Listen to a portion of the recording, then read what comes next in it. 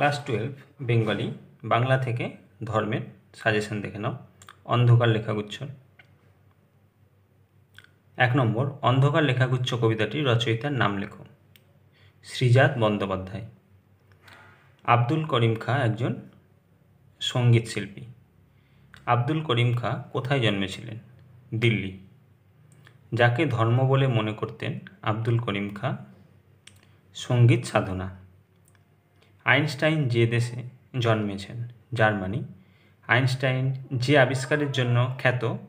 ভর শক্তি সমতুল্যতার সূত্র।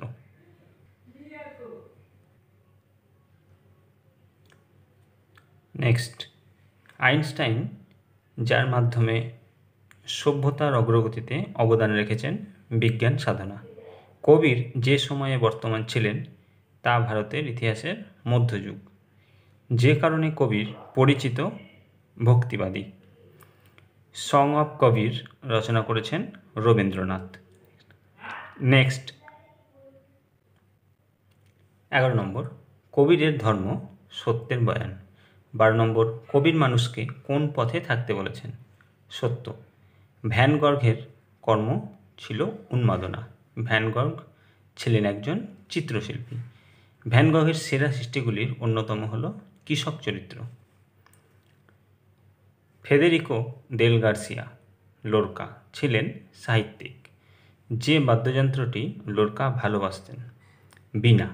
কবি শ্রীজাত ধর্মের দখলদারিকে কি বলেছেন? প্রতিষ্ঠান। মিশর রহস্য চলচ্চিত্র ড্যাশ গানের জন্য গীতিকারের পুরস্কারে শ্রেষ্ঠত্ব অর্জন করেন শ্রীজাত? কোন গানের জন্য? বালির শহর। শ্রীজাত রচিত ড্যাশ লেখাগুচ্ছ কাব্যের কবিতাটি আমাদের পাঠ্য। অন্ধকার। নেক্সট, অন্ধকার লেখাগুচ্ছ। আব্দুল ড্যাশ খাঁর ধর্ম ছিল? আব্দুল করিম খাঁর। নেক্সট, 21 নম্বর, আইনস্টাইনের ধর্ম ড্যাশ পেরোনো? দিগন্ত পেরোনো। 22 নম্বর, বাতাসের ধর্ম শুধু না থামা কখনো? শূন্যস্থানে হবে না থামা। 23 নম্বর, ভ্যান গর্গের ধর্ম ছিল ড্যাশ উন্মাদনা। ড্যাশ লোরকার ধর্ম কবিতার জিত। Garcia Lorca. লেনিনের ধর্ম ছিল নতুন পতাকা। ড্যাশ ধর্ম আজও ভস্যের চরিত। আগুনের ধর্ম। এত এত ধর্ম কিন্তু একই গ্রহে থাকে। ড্যাশ শূন্যস্থানে হবে গ্রহে। আব্দুল করিম খাঁর ধর্ম ছিল গান। যেন সে ধর্মই নয়। প্রতিষ্ঠানিকতা। শূন্যস্থান হবে প্রতিষ্ঠানিকতা। স্তম্ভ।